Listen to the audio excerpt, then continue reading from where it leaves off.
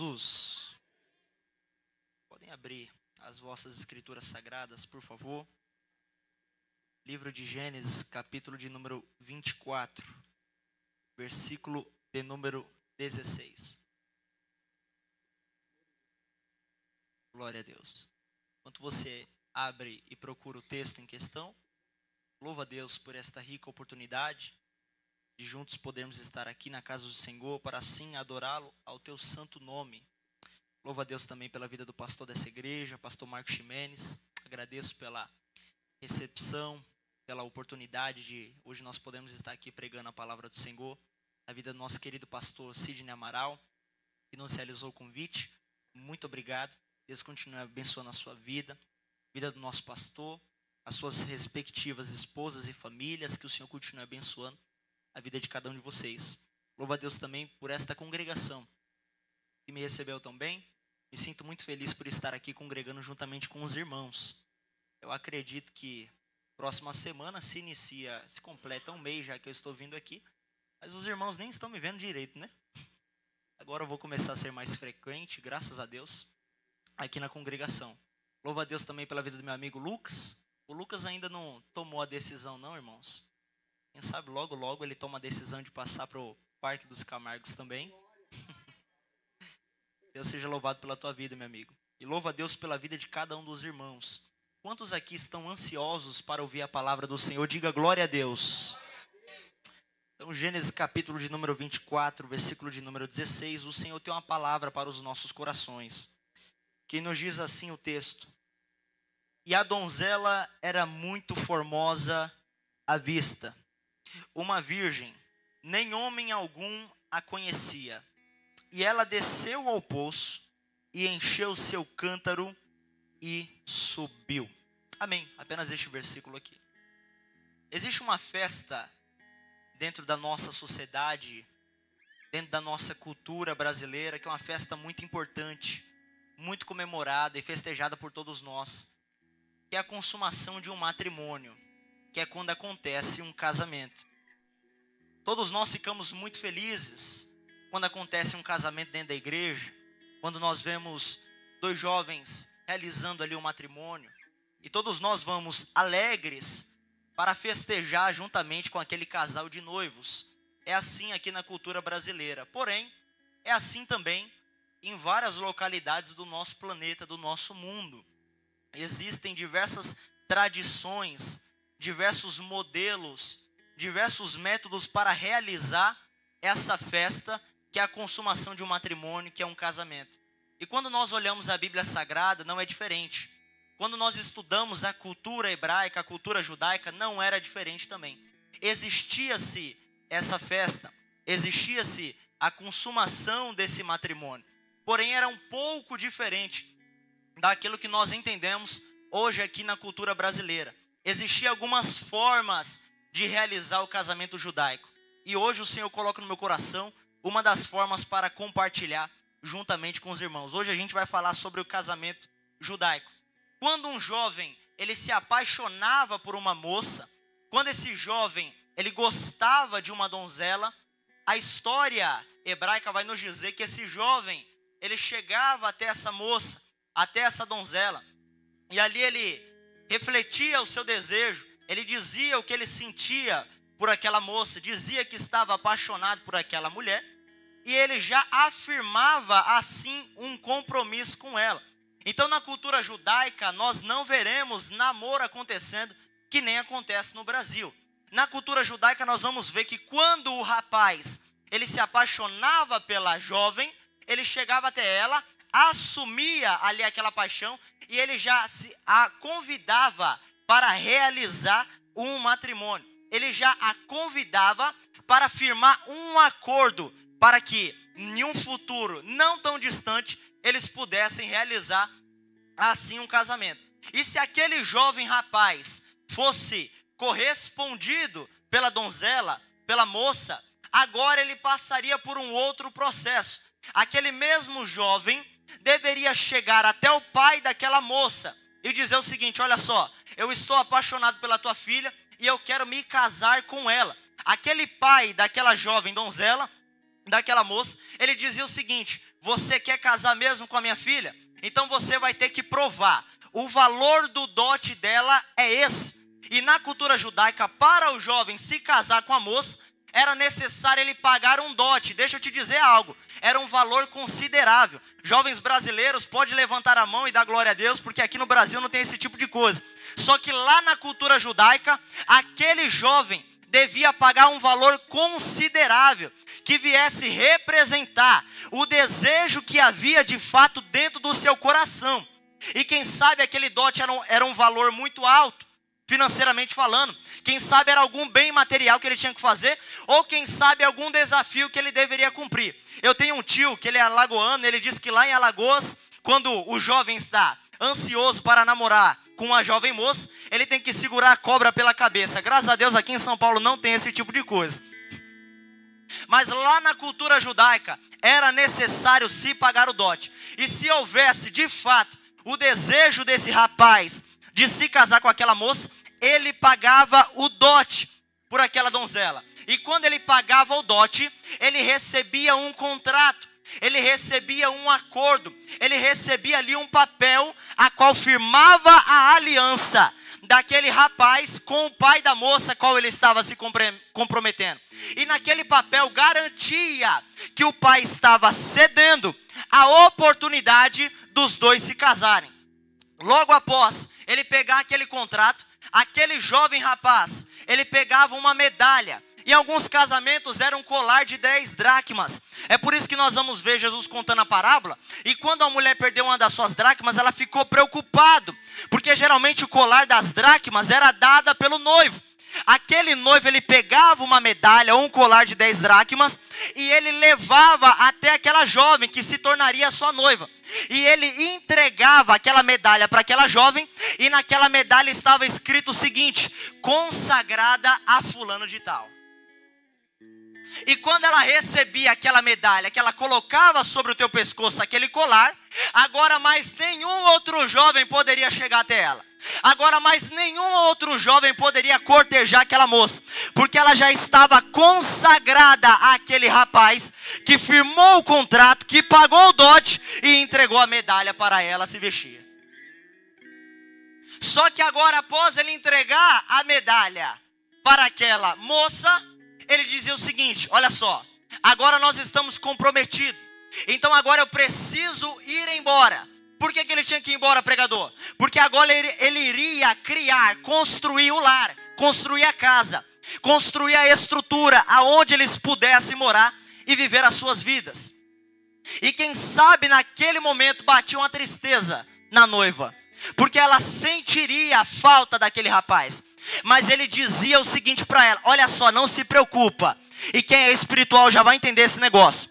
Ele dizia o seguinte: pastores, eu estou indo, eu vou preparar um lugar para a gente, e quando estiver preparado eu voltarei, buscarei você, levarei você para lá e viveremos felizes para sempre. Glórias a Deus. E assim se fazia. Aquele rapaz ia embora, ele ia construir a casa. Enquanto a casa não estivesse pronta, enquanto a casa não estivesse construída, ele não podia ver a sua noiva. Ele só podia rever a sua noiva no dia do casamento. Agora imagina, irmãos, um jovem apaixonado, uma moça apaixonada. Vocês que já se casaram sabem como que é a sensação, sem poder ver a sua noiva, sem poder ver o seu noivo. Quem sabe um dia batia a saudade, quem sabe um dia batia a angústia, porque eu quero tanto ver o meu noivo, eu quero tanto ver a minha noiva, mas eu não posso, porque é necessário passar pelo processo. Eu não posso vê-la ainda, porque é necessário construir a casa. E quem sabe tinha dias que aquela noiva chorava, e quem sabe tinha dias que aquela noiva ficava amargurada, e quem sabe as amigas dela chegavam até ela e diziam: fica tranquilo, se ele disse que vai voltar, ele vai voltar para te buscar. Não importa quanto tempo demore, não importa quanto tempo dure o processo, se ele falou que voltará, ele voltará para te buscar. Aleluia, glórias a Deus. Aquela moça, ela sentia muita saudade, e nesse processo de espera, já que ela estava esperando, iniciava-se aqui o processo do ornamento, onde ela já ia se preparando, ela já ia preparando a vestimenta para o dia do casamento. Ela já ia preparando, já ia imaginando qual que seria o penteado que ela iria fazer no cabelo, quais seriam as joias que ela iria utilizar. Ela já ia organizando os detalhes juntamente com as suas amigas, porque ela sentia saudade, ela estava ansiosa, ansiando pelo dia da consumação do matrimônio. E do outro lado, da mesma forma, o jovem rapaz, construindo a sua casa, quem sabe, cada bloco que ele colocava na casa, cada parede que ele levantava, era um pensamento da tua noiva. Oh, que saudade da minha noiva, que vontade que eu estou de vê-la. Só que existia uma estratégia muito inteligente para sanar essa ansiedade, para sanar essa falta de paciência, enquanto o casamento ainda não acontecia. E eu vou te explicar qual que era. O noivo, ele tinha um amigo, que na cultura brasileira nós conhecemos como padrinho. Só que lá na cultura judaica era o amigo do noivo. E aí o noivo chegava até esse amigo e ele dizia o seguinte: rapaz, que saudade que eu estou da minha noiva, que saudade que eu estou daquela jovem. Só que eu ainda não posso vê-la, porque eu ainda não finalizei, não terminei de construir a casa. Mas me faz um favor, me ajuda. Aquele amigo olhava para a situação daquele noivo e dizia: como é que eu posso ajudar? Aí o noivo dizia o seguinte: olha só, eu não posso vê-la, mas eu escrevi aqui uma cartinha de amor, e eu tenho aqui alguns presentes. Será que você pode pegar isso e levar até a casa dela? Naquele mesmo momento o noivo dizia: agora. O amigo do noivo pegava a carta que o noivo tinha escrito, pegava os presentes que ele tinha comprado, e ele ia em direção à casa da noiva. E quando ele chegava lá, ele dizia: olha, o amigo do noivo chegou. E quando ele dizia o amigo do noivo chegou, ele tinha que ser recebido com um banquete. Era realizado um banquete pela própria noiva para o amigo do noivo. Por quê, pregador? Porque aquele banquete simbolizava que a aliança ainda estava de pé. A noiva estava mandando uma mensagem dizendo: olha só, eu estou te recebendo com um carinho, porque é para você levar essa mensagem para o meu noivo e dizer o quanto eu te recebo bem. Então venha ceiar aqui na mesa do meu pai, venha receber desse banquete. Agora, quando não tinha banquete, era o oposto. Aí, pastor, o amigo do noivo chegava em casa e dizia: ó, ela não lava a louça não, viu? Ela não arruma a casa não, ela desrespeita os pais. Só que quando tinha um banquete na mesa, era sinal de que o acordo ainda estava de pé. E aí o amigo do noivo, após ceiar juntamente com a família, ele entregava a carta, ele entregava os presentes, e aquela noiva chorava de tanta alegria e de saudade do teu noivo. Depois aquele amigo ia embora, até chegar o momento crucial da consumação do matrimônio. E quando chegava esse momento, o amigo do noivo vinha na frente do noivo gritando: ei, aí vem o esposo. Oh glória. Aí vem o noivo. E as trombetas tocavam, e as pessoas dançavam na cidade, e eles faziam festa. Aí lá de dentro da casa do pai da noiva, a noiva já escutava e dizia: ei, o meu esposo está vindo aí. Parece que eu estou lendo aqui Cantares de Salomão, quando diz: o meu amado vem saltando pelas montanhas. Quando a noiva escutava o grito do noivo, ela dizia: chegou o momento, chegou a hora, finalmente, agora irei me casar. Aleluia. E aí eles realizavam ali a cerimônia do matrimônio. E depois, o noivo juntamente com a noiva entravam na câmara nupcial. Ali eles se conheciam, se tornavam oficialmente casados. E pela teoria, como deve ser, viviam felizes para sempre. Pregador, por que você contou essa história? Porque com a igreja, com a história da igreja não foi diferente. Quem éramos nós? Éramos ovelhas desgarradas, longe do nosso pastor. Oh glória. Quem era o Bruno? Quem era você? Aonde que você estava muitos anos atrás? De onde que você saiu? Olha onde que você está hoje. O que aconteceu? Eu vou te dizer o que aconteceu. Aleluia. Lá em cima no céu, quando Adão pecou, lá no princípio, quando Eva pecou, Aí Deus já falou: olha, para esse povo aqui vai ser necessário fazer um sacrifício gigantesco.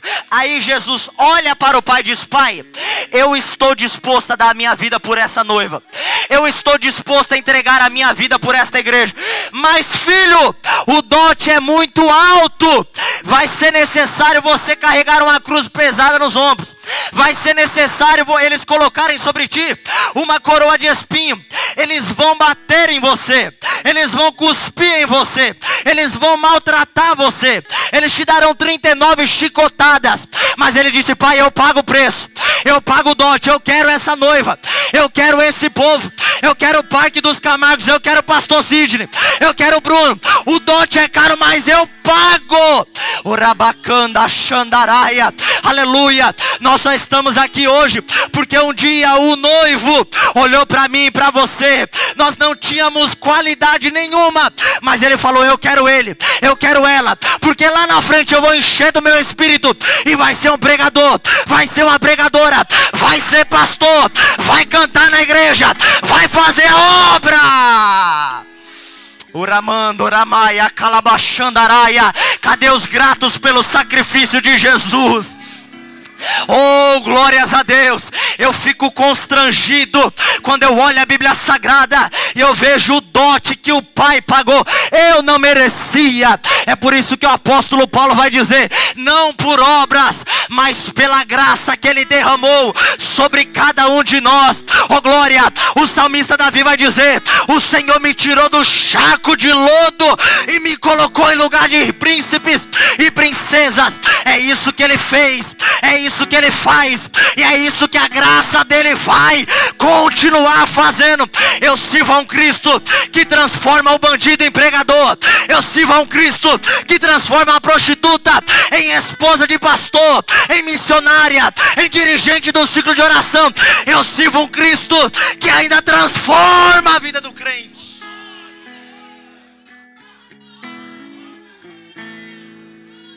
Orabacalachandarabacandarai. O preço foi caro, viu? O preço foi muito caro. E como que ele pagou? Ele carregou a cruz pesada nos ombros. Uramacandaraia. Ele levou sobre a via dolorosa. Crucificaram ele, colocaram pregos em tuas mãos, em seus pés. Oh glória. Mas enquanto ele estava lá no Gólgota, ele olhou para o alto e disse: pai, eu entrego em tuas mãos o meu espírito. Tetelestai. Está consumado. O dote foi pago, a dívida está paga. Uramando, Oramara, Calaxeribicandorácia. Oh glória. A cruz é a consumação do pagamento da nossa dívida. E como você pode me provar isso, pregador? Eu te provo na Bíblia mesmo. Os evangelhos vão nos mostrar que quando Jesus entra na casa depois da ressurreição, que os seus discípulos estavam ali reunidos, Tomé olha para Jesus, ele pede: mas cadê a nota fiscal? Aí Jesus chega até ele e diz: olha aqui, CPF na nota, as mãos estão furadas, os pés estão furados, está pago. Aramanda, Aracalachuri, Bicandoraça. Ele pagou o dote. Repita comigo, por favor. Diga: ele pagou o dote pela minha vida. Oh glória, oh glória, oh glória. E assim como o noivo pagava o dote, depois o noivo pegava o contrato, que ali representava que de fato foi pago. Aí Jesus mostrou as mãos para Tomé e disse: olha aqui os furos. Aleluia. Só que o noivo, ele deixava uma medalha para a sua noiva. Jesus deixou muito mais do que uma medalha. Ele veio aqui para entregar a sua vida pelo mundo, mas não apenas só por isso. Ele veio aqui para fundar a maior organização desse planeta. Aleluia. Ele veio aqui para fundar a maior estrutura que esse planeta já conheceu. Ele olhou para Pedro e disse: tu és Pedro, porque a palavra Pedro no grego significa Petros, que quer dizer pequeno fragmento de pedra. É por isso que ele diz: tu és Pedro, mas sobre esta pedra que sou eu. Oh glória, sobre esta pedra eu edificarei a minha igreja. E tem um porém: as portas do inferno não prevalecerão contra ela. Existe um fogo, existe uma medalha dentro do teu coração que Ele deixou. Existe um sangue carmesim que corre pelas nossas vidas. O próprio Jesus falou: aquele que entrega a vida a mim, do seu interior fluirão fontes de água viva. Oh glória. Ele deixou muito mais que uma medalha para a igreja. Só que da mesma forma que o noivo falava para a noiva: agora você está consagrada a mim, eu preciso ir para construir o nosso lar. Aí é só a gente ler em João capítulo 14, que diz o seguinte: não se turbe os vossos corações, credes em Deus, credes também em mim. Na casa do meu pai há muitas moradas. Oh, aleluia. Se não fosse assim, eu vos teria dito. Tem mais o que, pregador? Eu vou continuar. Eu vou preparar-vos um lugar. E quando esse lugar estiver preparado, eu voltarei, buscarei a vós. Para onde eu estiver, a minha noiva esteja também. Oh, glórias a Deus, aleluia. Ele foi preparar um lugar para a sua noiva, que é a igreja. Só que da mesma forma que a noiva sentia saudade do seu noivo, a igreja sente saudade também. E tem momentos que a aflição chega. Tem momentos que falta paciência. Tem momentos que as adversidades elas batem na porta. Tem momentos que nós estamos tão cansados que nós queremos desistir.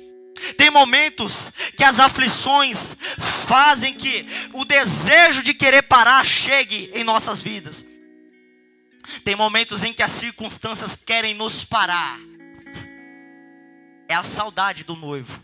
Porque se a gente já estivesse do lado dele, não teria mais morte, não teria mais choro, não teria mais angústia, não teria mais dor. Só que enquanto a gente ainda está aqui, a gente ainda sofre essas coisas, porque são consequências do pecado. Só que da mesma forma que a noiva, ela sente saudade do seu noivo, o noivo também sente saudade da sua noiva. E é por isso que antes dele partir, ele disse o seguinte: eu não vos deixarei órfão. Eu rogarei ao Pai, e Ele vos enviará outro Consolador. Quem que é o Consolador, pregador? É o amigo do noivo. Oh glória. Parece que eu vejo Jesus subindo ao céu. Lá em Atos, a Bíblia vai nos dizer que Ele está sendo assunto aos céus. Ele está flutuando, subindo. E quando Ele está subindo, as nuvens tampam a visão dos discípulos a um ponto que eles não conseguem ver mais. Aí de repente aparece dois varões, aparece dois anjos. Eles dizem: varões galileus, porque vocês estão olhando para o alto. Esse mesmo que vocês viram subir, esse mesmo voltará. E ele disse: eu não vos deixarei órfão, ficai em Jerusalém, até o quê? Até que do alto sejais revestidos de poder. Oh, aleluia. E assim se fizeram. A história vai nos contar que 500 se reuniram em Jerusalém. Só que quando nós vamos ler em Atos capítulo de número 2, a história nos mostra que apenas 120 restaram. Sabe por quê? Porque não, os outros que foram embora não aguentaram esperar, não aguentaram ter um pouquinho mais de paciência, não aguardaram a promessa, não conseguiram permanecer fiel. E nas nossas vidas é dessa forma também que acontece. Nem todo mundo aguenta esperar, nem todo mundo aguenta permanecer fiel. É por isso que você vê que hoje muitas pessoas que estavam aqui dentro desse lugar já não estão mais, porque não aguentaram permanecer fiéis, por mais que as adversidades ficavam, mas a Bíblia vai nos dizer que lá em Atos capítulo de número 2, restaram 120 lá. Aí a Bíblia vai dizer que estavam todos reunidos no mesmo lugar. De repente sobreveio sobre eles um som como de um vento veemente e impetuoso, encheu toda aquela casa, e foram vistas entre eles línguas repartidas como de fogo, e todos, não foi um, não foi dois, não foi 5, e todos foram cheios do Espírito Santo de Deus.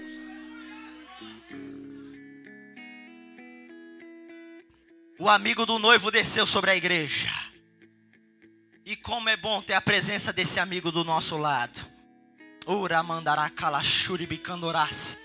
Como é bom quando a gente dobra os joelhos do lado da cama, ouvir ele sussurrando no nosso ouvido. Oh glória, é tão bom vir num culto como esse e sentir ele queimando dentro do meu coração e do seu coração.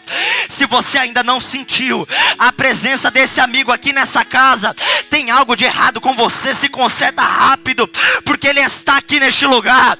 Ele está falando através da minha boca aqui nesse microfone. É ele quem está plantando semente no teu coração. É esse amigo que sustenta a igreja. Oh glória, oh glória. E da mesma forma que o noivo solicitava para o amigo dizendo: entregue essa mensagem, por favor, essa cartinha de amor, entregue esses presentes. Atos capítulo de número 2. O Espírito vem sobre a igreja. Mas tem um porém. Para o amigo ser bem recebido, era necessário ter banquete na casa, não era verdade? Assim como fazia na cultura judaica. E com a igreja não foi diferente. Quando o Espírito Santo desceu, já tinha banquete esperando ele lá. Me prova, pregador, eu vou te mostrar. Atos capítulo de número 2. Olha o que vai dizer. E estavam todos reunidos no mesmo lugar. O que é que o Espírito Santo gosta? Unidade. O Espírito Santo gosta de união. É por isso que quando ele encontra uma igreja unida, uma igreja que está em unidade, ele desce com poder descomunal sobre esta igreja. E ele batiza com o Espírito Santo. Ele cura enfermos. Ele faz o mover em nosso meio. Pegue na mão do teu irmão, por gentileza. Olha para ele, olha para ela e diga o seguinte: eu amo a tua vida. Diga para ele, diga: eu amo a tua vida em Cristo Jesus. Sabe o que é isso? Isso é espírito de unidade. Quando o Espírito Santo ele vê isso dentro de uma igreja, quando ele não vê disse-me disse, fofoca, quando ele não vê um querendo pisar em cima do outro, um querendo crescer por cima do outro, aí ele desce, ele encontra banquete. Será que aqui no Parque dos Camargos hoje, nessa quinta-feira do clamor, será que tem banquete para o Espírito Santo de Deus aqui?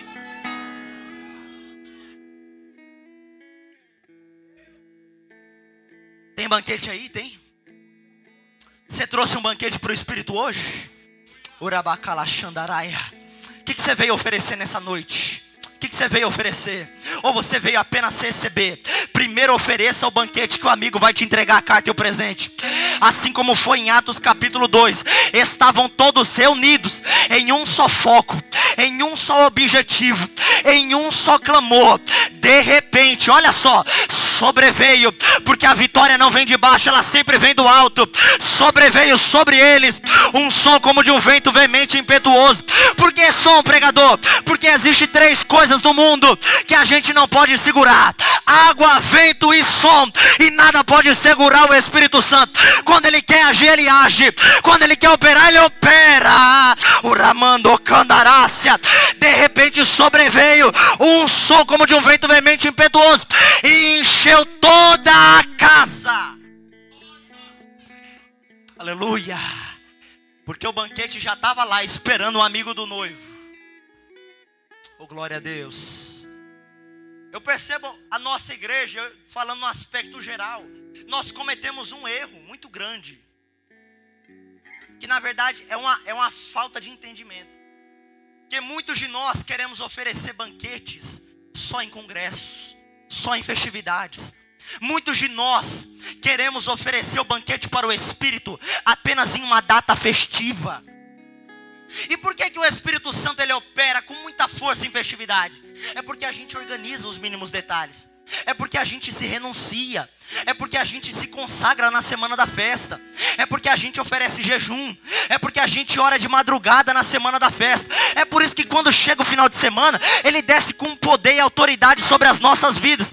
Só que o amigo do noivo está dizendo sobre a minha boca aqui hoje: não quero banquete apenas em congressos. Não quero festas e banquetes apenas em confraternizações. Eu quero ser o teu amigo na segunda, na terça, na quarta, na quinta, na sexta, no sábado, no domingo, de noite, de dia, de tarde, de madrugada. Eu quero estar junto com você todos os dias, todas as horas, todos os momentos e situações da tua vida. Oh glória! Ele quer ser o teu amigo, ele quer ser o teu amigo. Ele não é apenas um poder para você ser utilizado quando você precisa de ajuda. Não, ele quer construir relacionamento, intimidade. Faz quanto tempo que você não conversa com ele? Faz quanto tempo que ele não ouve mais a tua voz? Ele tem tanto presente para te dar, ele tem uma carta de amor para te entregar, mas ele quer ser recebido com banquete.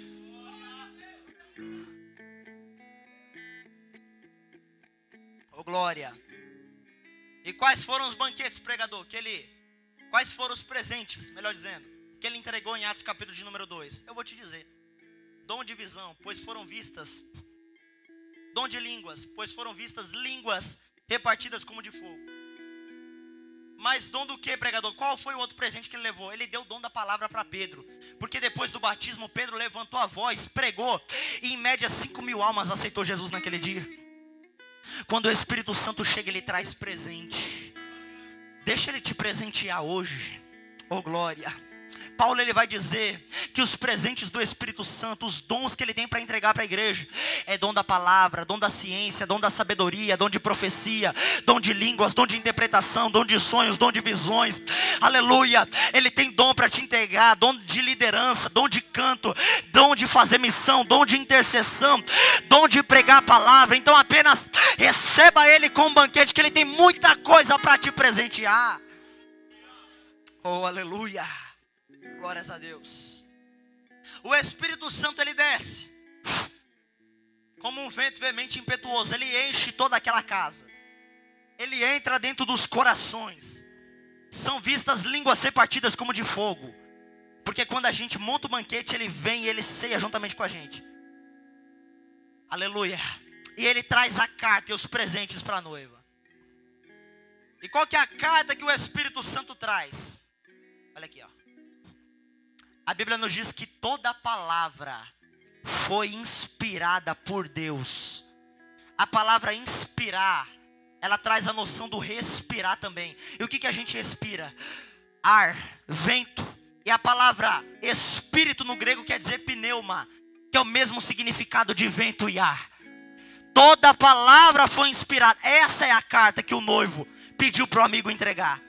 E o que está escrito nessa carta? Eu vou ler aqui para você hoje. 1 Tessalonicenses capítulo 4, versículo 16. Porque o mesmo Senhor descerá do céu com alarido, com voz de arcanjo e com trombeta de Deus. E os que morreram em Cristo ressuscitarão primeiro. Depois nós, os que ficarmos vivos, seremos transformados. Oh glória! Lá em 2 Coríntios vai dizer: eis que vos digo um mistério, pelo que nem todos nós dormiremos, mas todos nós seremos transformados. Porque é necessário que aquilo que é corrupto se revista da incorruptibilidade. É necessário que aquilo que é mortal se revista da imortalidade. Eu vou continuar lendo a carta para você. Lá em Amós capítulo de número 4, versículo de número 12 vai dizer: prepara-te, ó Israel, para te encontrares com o Senhor teu Deus. Lá em Mateus capítulo 25, versículo de número 13 vai dizer: vigiai, pois porque não sabeis o dia e nem a hora em que o noivo há de vir. A carta está entregue, só recebe quem quer, só recebe quem acredita. Urabando, Ramai, Acalabachanda, Arabacandarácia. Isso aqui representa o amor do noivo pela tua noiva. Oh glória! Se ele não nos amasse, ele não deixaria nenhuma instrução. Mas isso aqui é a bússola para a vida do ser humano. Aleluia, glórias a Deus. E da mesma forma, para a gente finalizar, que o amigo do noivo vinha pela frente gritando e dizendo: o noivo vem. Da mesma forma o Espírito Santo continua clamando em nossos corações hoje. E te lembrando e dizendo: o noivo vem.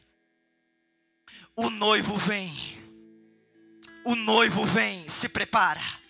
O noivo vem, se prepara. O noivo vem, como estão as suas vestes? O noivo vem, a morada já está preparada. O noivo vem ao lugar de alegria. O noivo vem ao lugar de paz. O noivo está às portas ao lugar de gozo eterno. É por isso que Jesus ele diz para João, lá em Apocalipse: eis que cedo venho, e o meu galardão está comigo, para coroar cada um segundo as tuas obras. Existe um lugar para a noiva. Existe um lugar eterno, um lugar onde não há mais morte, um lugar onde não há mais dor, um lugar onde não há mais choro. É por isso que a gente passa por aflição na terra, é por isso que a gente passa por angústia aqui na terra, mas a gente permanece fiel, porque o amigo do noivo continua falando: o noivo vem, não para, não para, o noivo vem, não para, não para. Ramando que o Espírito Santo fala no meu coração aqui hoje, oh glória, e Ele vai direcionar essa palavra para alguém. Quem sabe você pensou em parar, quem sabe você estava desanimado, quem sabe você pensou em desistir, mas hoje receba o abraço do amigo do noivo, receba esse consolo, receba esse abraço para te dar ânimo.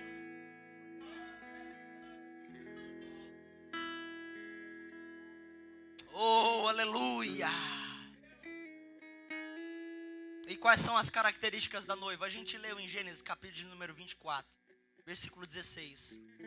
Pura, virgem, se renuncia, não aceita os manjares, os prazeres do rei, não se contamina com os prazeres da carne, ela se separa, oh glória! O quanto você tem se consagrado, o quanto você tem se separado para o Senhor. O noivo vem, e ele não vai se casar com uma noiva impura, ele não vai se casar com a noiva que está com as suas vestes sujas. Ele já deu muito tempo para você se preparar, ele já deu muito tempo construindo a morada, para que você viesse se santificar. Sem santificação ninguém verá o Senhor. E quais são as características do amigo do noivo? Ele é consolador, ele é amigo, ele é conselheiro, é ele quem ajuda no momento de fraqueza, é ele quem dá ânimo no momento de desânimo, é ele quem fortalece quando parece que as coisas vão cair, vão desmoronar. Esse é o amigo do noivo. Será que você pode sentir a presença dele aí do teu lado? Será que você pode sentir ele dentro do teu coração? Hoje ele está dando ânimo para quem está aqui nesta noite. Hoje ele está derramando uma alegria incondicional sobre a tua vida. Por mais que você passe por aflição, Jesus já disse: no mundo tereis aflições, mas tende bom ânimo, porque eu venci o mundo.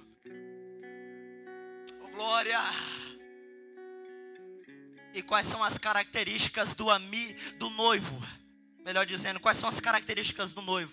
Ele é forte, ele é poderoso, ele é advogado fiel, ele é bom pastor, ele é Cristo, Deus forte, Emanuel, fiel testemunha, guarda fiel, homem mediador, imutável, Jesus Cristo, Kadosh, leão da tribo de Judá, maravilhoso, Nazareno, onipotente, onipresente, onisciente, Pai da eternidade, querido mestre, raiz de Davi, Salvador do mundo, único e todo poderoso, videira verdadeira. Ele é a xerox exata do Pai, ele é o Yeshua Hamashia, ele é o zelador pela minha e pela sua vida, ele é.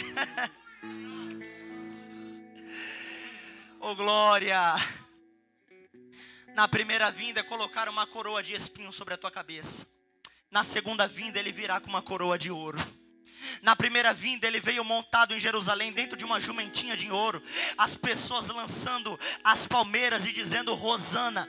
Na segunda vinda ele virá em cima de um cavalo branco, e todo o joelho se dobrará, todo olho verá, toda língua confessará que só ele é o Senhor.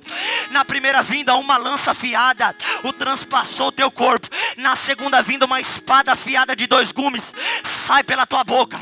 Na primeira vinda, enquanto ele estava crucificado, colocaram uma placa em cima da cruz dizendo Rei dos Judeus. Na segunda vinda ele desce em cima do cavalo branco, e sobre a tua coxa está escrito Rei dos Reis e Senhor dos Senhores.